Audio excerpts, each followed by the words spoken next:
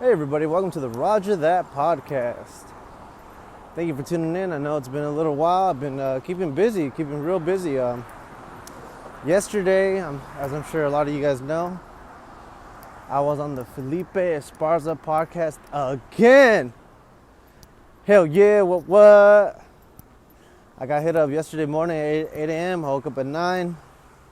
A text from Felipe's manager, producer, wife, saying if I want to be a co-host on the podcast yesterday. And immediately I jumped on the opportunity to be a co-host. And I got my ass down to the All Things Comedy studio. It was badass as always. Yesterday's guest was GP Wiz, which is he did like a lot of acting since he was like in high school till now. So I'm not gonna give it all away. Go check out the new Felipe What's Up Fool podcast. It's Rodrigo Torres co-host, yours truly, and Gabriel as the guest. He's cool, man. He's the second person actually that I've met that is 2'10", like on the dot. Because one of my homegirls, Sassy Cassie, she's also 2'10". So what are the odds of that, man? What are the odds of that?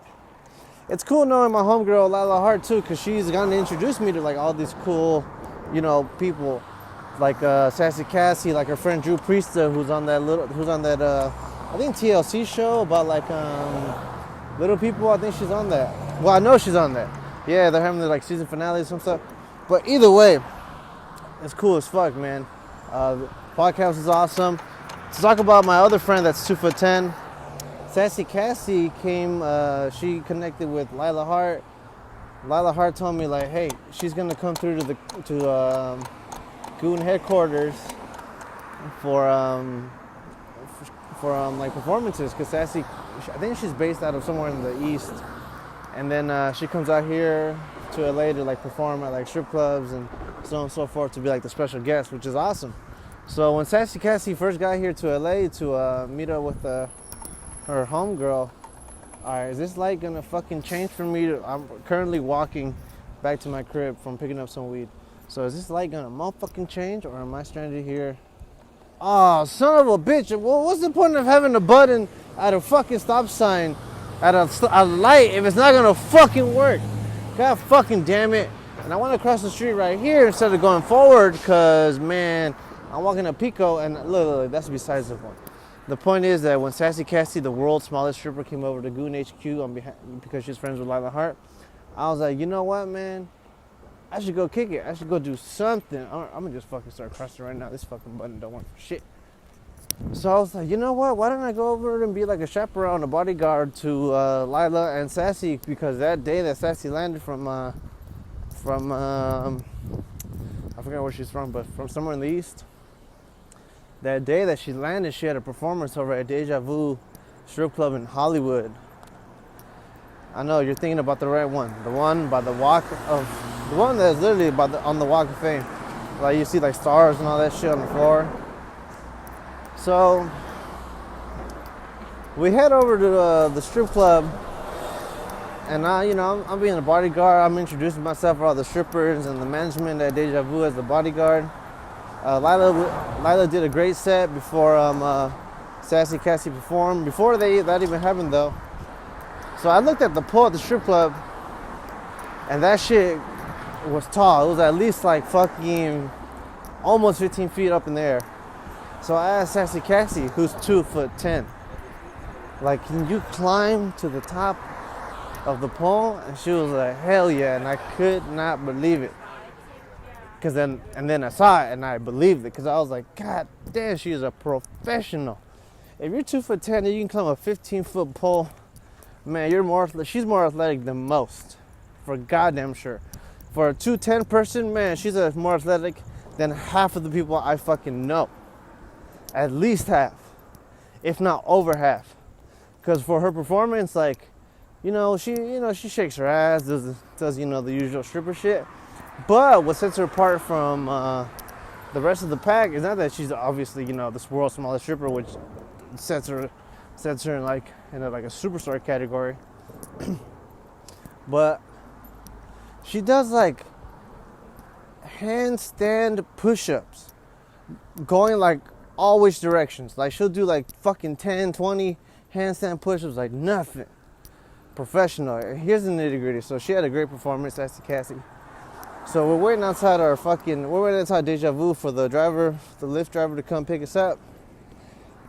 So there's this drunk girl with her boyfriend, and then the drunk girl accidentally pulls like she doesn't accidentally, she pulls like the fucking the handle for the back door of the Lyft that was ours. And Sassy Cassie jokingly was like, "Hey bitch, don't steal that ride." Jokingly, she's 2'10". She didn't really mean it. I mean, part of her did mean it because Sassy Cassie also doesn't walk very far because it hurts her. But that's besides the point. The main point is that she was just joking, and then this chick took it super serious because she was drunk. And then out of nowhere, like this chick that's super drunk just started going up to Sassy Cassie like, "Yo, what's up?" And I'm like thinking like, this is bullshit, man. So I get in between the both of them. Lila Hart starts talking shit to she starts talking shit to the girl that's drunk. So Lila and Sassy are going back and forth with them. I get in the middle because the drunk girl doesn't have any boundaries. And then I open the car door. I tell Sassy Cassie and Lila Hart like, "All right, come on, let's go. Get the fuck in there. Let's go." And then, like, the chick starts putting her fucking hands on me. And I literally had to grab her hands and tell her fucking, quote unquote, man to control his bitch. There's been too many times now in my life where some bitch has gone array next to their bitch ass man and their fucking dude can't do shit about it. So this bitch is going berserk. Now I'm talking shit to this bitch. I'm like, "You crazy bitch. Da da da da." I get in the Lyft. I fucking keep talking shit to this bitch as I close down the window. And then this bitch, I'm telling you, she is crazy. She was crazy. She was drunk as fuck. She fucking grabs onto the window of the fucking Lyft and starts like rolling with the window. I'm like, what the fuck? And then eventually what I do is I had gotten a free water bottle at Deja Vu. So the first thing I did was I fucking opened that water bottle and I fucking sprayed all over her and called her a crazy cunt. And then rolled up the window and we were out like, woo! Great experience. If you guys don't hang out with little people, you guys are missing out because it's always a fucking fun ass time. Super cool, bringing it back to Felipe Esparza's podcast. Super cool that I got to meet the homie Gabriel. He did like music videos for 2 Live Crew back in the days. Again, go watch the Felipe Esparza episode. It's fucking badass. And if you guys didn't, also check out the one that I'm the guest on, which was barely like 2 weeks ago. I got hit up by the Felipe's manager, wife producer, to do the podcast like 2 weeks ago as a guest, and I was fucking ecstatic, man. I was a big time fan of Felipe. I thought, holy shit, man, this is my opportunity. And a lot of people have been asking me like, "Hey, how'd you meet Felipe?" And I'll give you the lowdown right now. So I've known Felipe for a while now because I've been listening to podcasts for like many, many years now. The first one being Joey Diaz podcast. So I've been listening to that for goddamn near 5.5, if not 6 years. And Felipe has been on like early on. Like Felipe was on an episode of the Joey Diaz What's Happening Now podcast where they were like smoking like vapor pens, right? Because in the office you can smoke like joints or like blunts or bongs or pipes. So in the office for the church What's Happening Now, while they're recording, they're smoking vapor, like wax pens. And then all of a sudden, this chick from like another part of the office, because like, it was a big, building with like offices inside.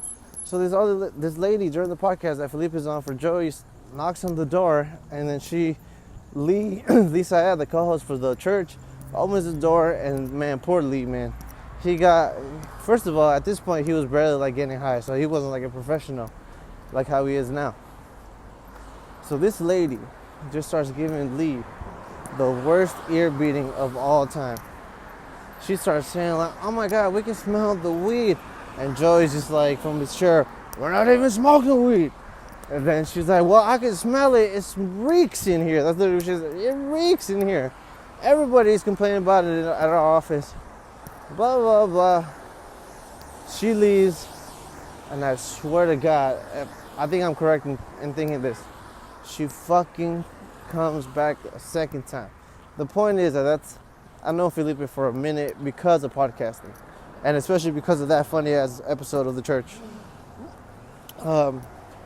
First time I ever meet Felipe was like a year ago, or maybe not even a year ago, probably like almost a year ago, when he did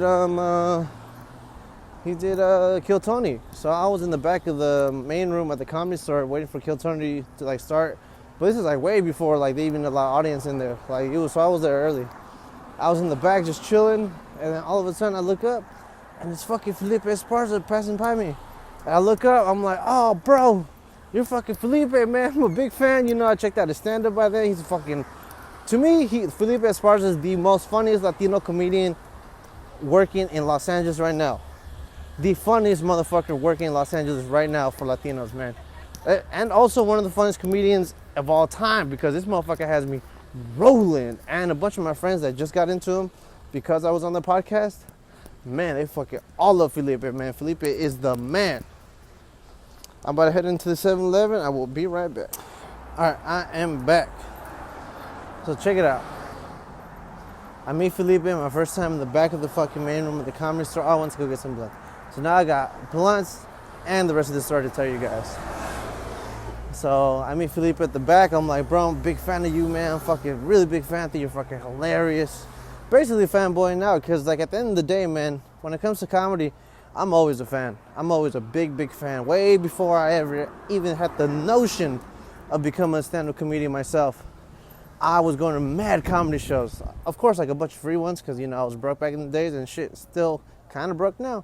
But I was going to like so many fucking free comedy shows back in the days at the Improv, at the Comedy Store, at the fucking, at like Power Violence. So I had the opportunity to see a bunch of like dope-ass comedians.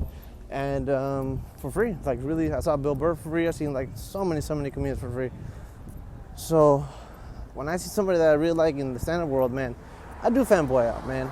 It's just like my way of showing respect and showing how much I really care for that comedian that I'm trying to connect with. So I meet Felipe. He asks me like, he tells me like, oh yeah, bro, that's cool. Then he asks me like for my name. I'm like, yo, I'm Roger. Nice to meet you. So then check this out, man.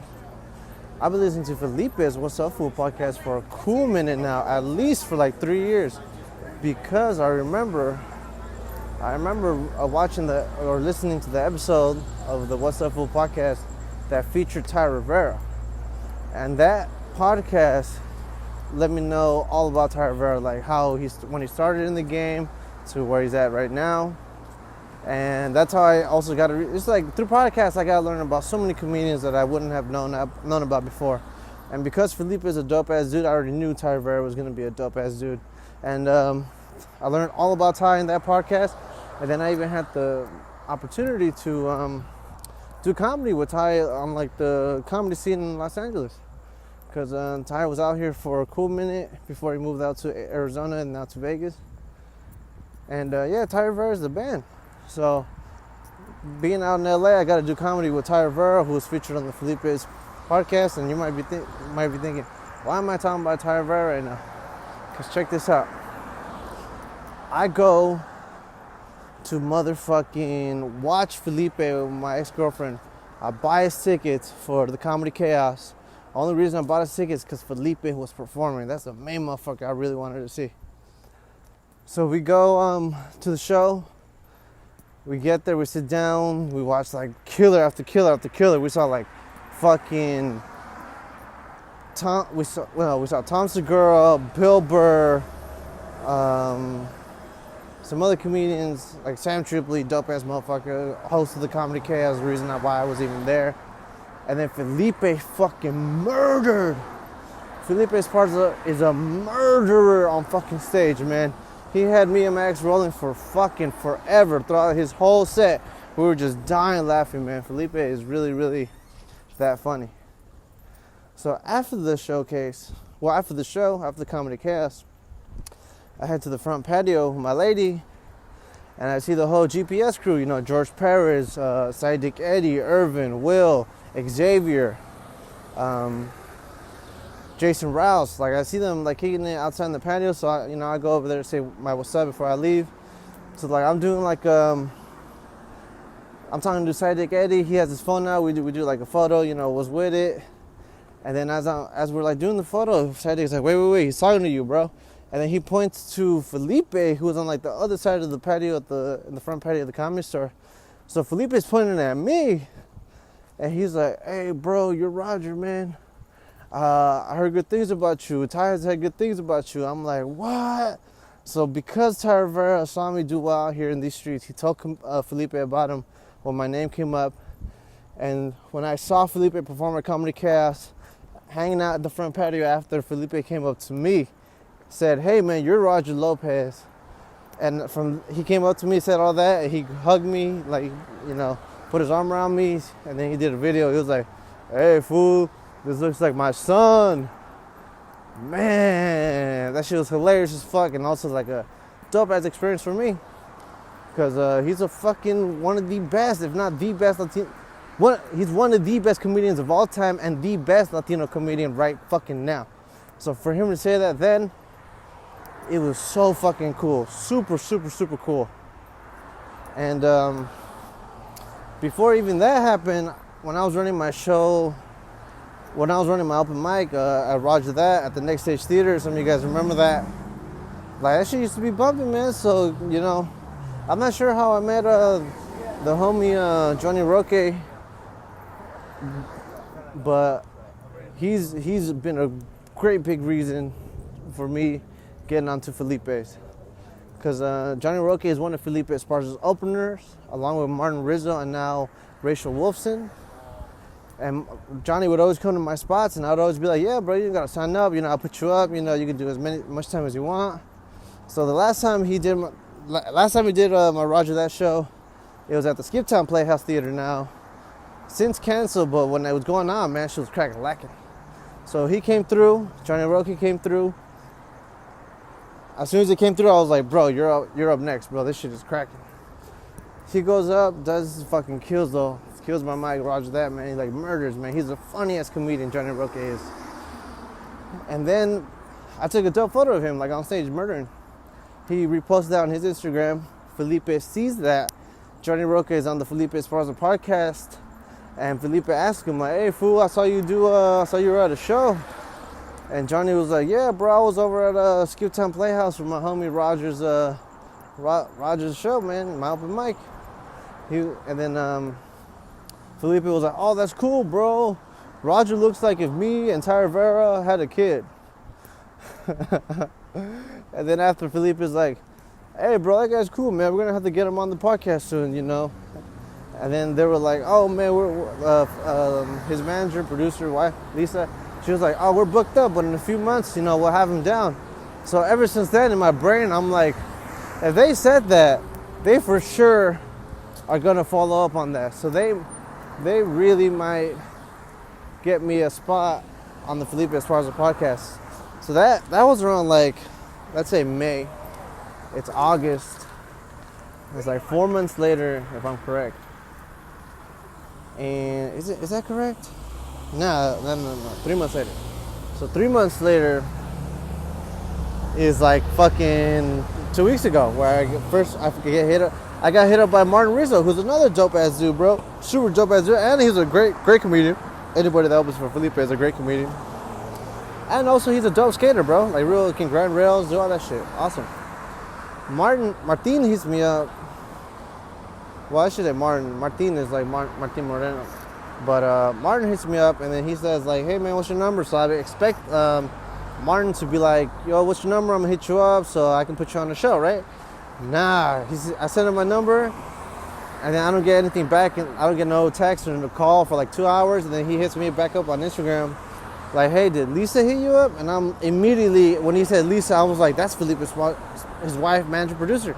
I'm fucking getting on the podcast. And then boom, she contacted me. We texted. She was like, hey, can you do Wednesday, our usual spot over at the All Things Comedy Studio in Burbank?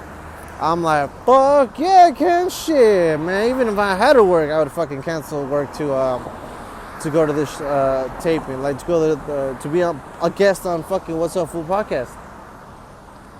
And so that comes, my day comes, Wednesday.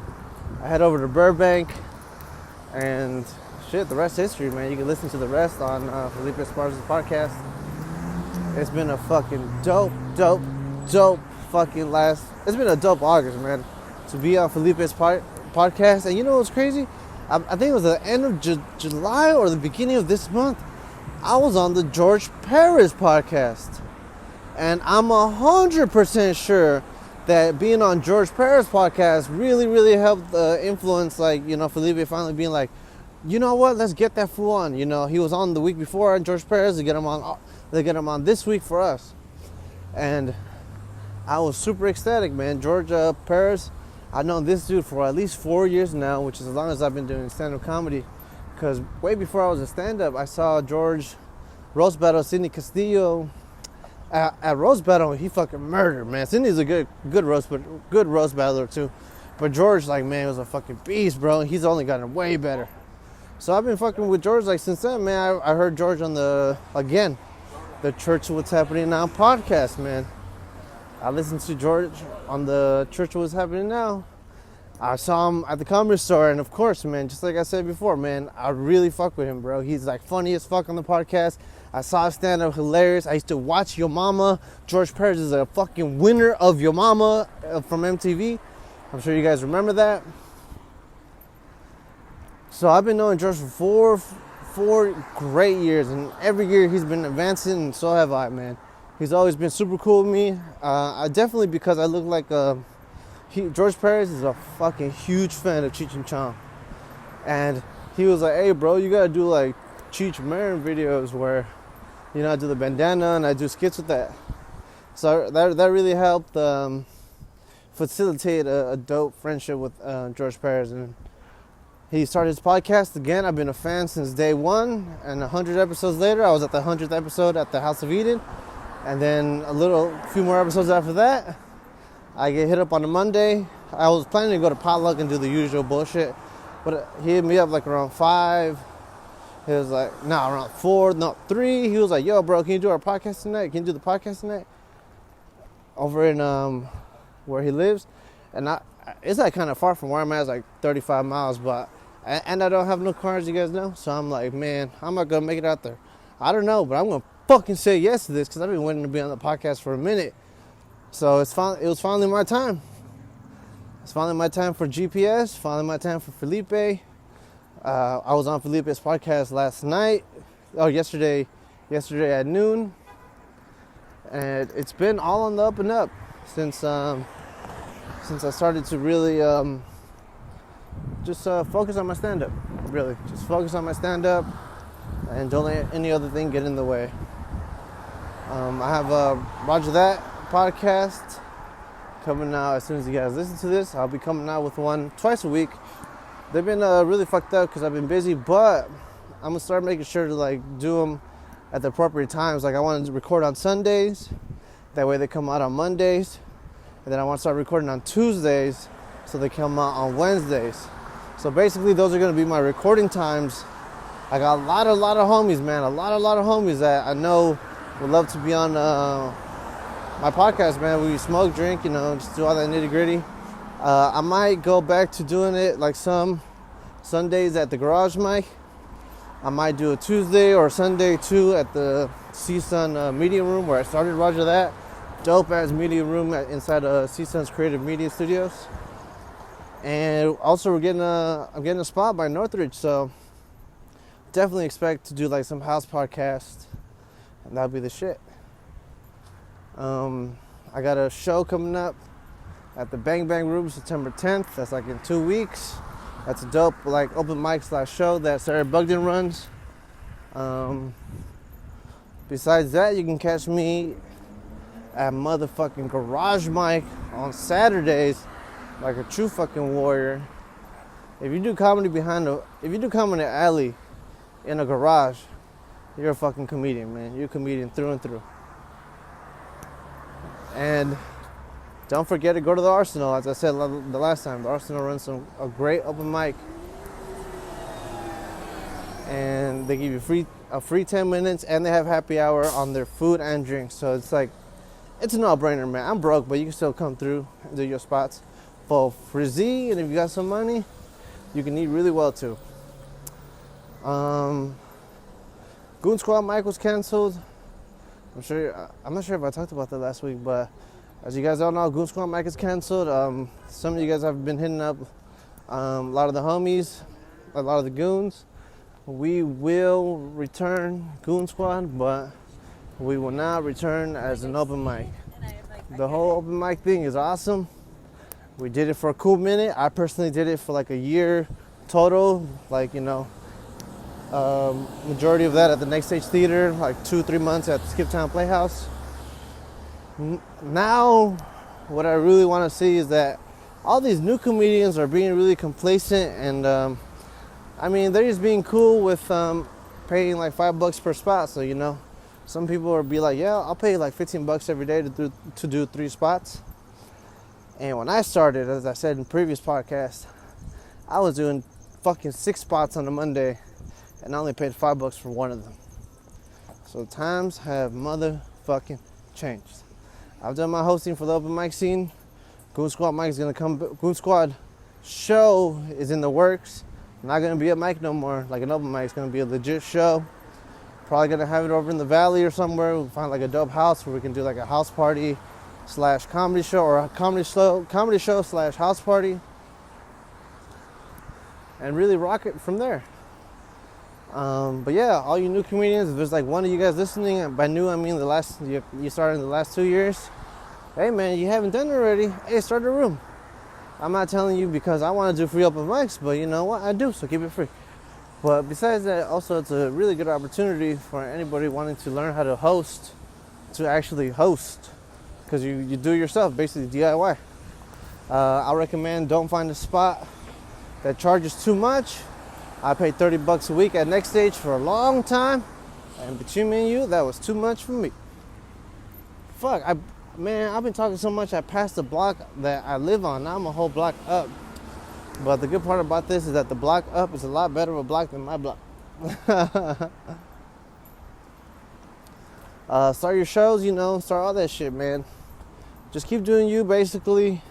I haven't been playing guitar recently, man. I've been really slacking on that. I played yesterday at Guitar Center, really fucked that shit up. I was like strumming with my hands. And like, I didn't know this, but like, when I looked down, I had got like nicked a little by the strings, and there was like a little blood that had gotten on like the top E, the low E string, and like a little bit of the, not on the fretboard, but where I strum. Did it look gnarly as fuck? Yes. Will the next person be disgusted a little bit, see a little blood? Yes. So my apologies, but also it looked sick as fuck because it was a $2,000 Taylor classical guitar that I was fucking shit up on. But I'm coming out with my album. It's gonna be done by the end of this year for goddamn fucking sure. I lost all the riffs that I had written on my previous phone, so I just gotta write a whole bunch of new riffs. But honestly, writing riffs and melodies really comes easy to me. I've been playing guitar for over 10 years now, off and on though. So, but nonetheless, man, tune in to fucking my album coming in by the end of this year. I do want to drop a comedy special. I have like a lot of like recordings that I can just like put together and call it like the Roger Chronicles or some shit. I'm gonna definitely do a whole album about my one nut because I got at least like 20 minutes of one nut material. I just got to come up with another 25, and then yeah, that's basically it, man. I appreciate you guys for listening. You guys are all badass motherfuckers. Don't ever forget that. Remember to follow your dreams. Don't let anybody fucking get in your way. Remember to do your exercise. Fucking do your jumping jacks. And just like Joey Diaz says, man, every so often he's like, hey man, you gotta wake up in the morning and know that somewhere out there somebody's got your money in their pockets. And he's not talking about stealing their money directly from their pockets. He's talking about like, be the person that fucking attains their money from their pockets. Be the comedian that fucking sells out everywhere and wants people, and people want to fucking come to pay for your shows. Be the fucking Steve Jobs that makes the next iPhone so that you take people's money, but like you give them a great fucking service. That's what he fucking means, man. There's somebody with your money in their pocket and you need to go out and fucking get it. Have a beautiful motherfucking day.